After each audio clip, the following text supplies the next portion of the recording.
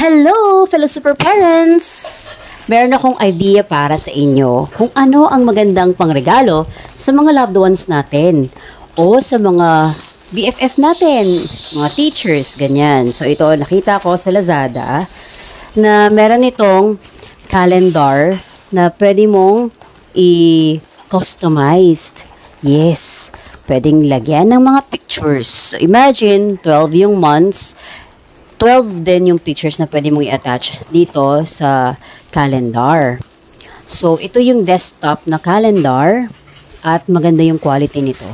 Kasi, pwede kang pumili ng designs. And, aside from that, maganda yung quality ng paper. Glossy yung paper na ginamit dito at clear yung pictures. Hindi siya blurred. So, ano yung picture na sinend mo, yun din ang ilalagay nila. At nakita nyo naman, di ba, yung design niya ay merong pwede kang maglagay ng notes.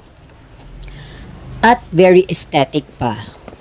So, kung halimbawa, magbibigay kayo sa mga boss nyo or sa friends nyo, maganda to para meron silang ilalagay sa desk nila when they are working and they get inspired pag nakita nila yung mga pictures na naka-attach doon. Mura lang naman ito. Sa Lazada ko nabili at ang bilis lang ng shipping halimbawa nagmamadali ka.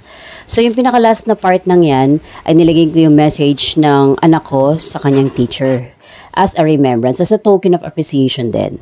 So ito naman another calendar na design. Actually may 9 or 15 designs yata sila doon. Depende. Meron doon mga customized at meron din na walang picture na pwedeng ilagay. So, it's up to you kung ano yung gusto mong piliin. Pero, ang ganda ng packaging nila kasi hindi ito lumukot at hindi nagusot. Maayos na maayos yung pag-pack nila. At siguro mga one day lang, priority kasi yung pinili ko priority na shipping. Ang bilis lang ng dating. O, di ba? Ganda. Pwede pang souvenir to pang bigay sa mga binyag or birthdays.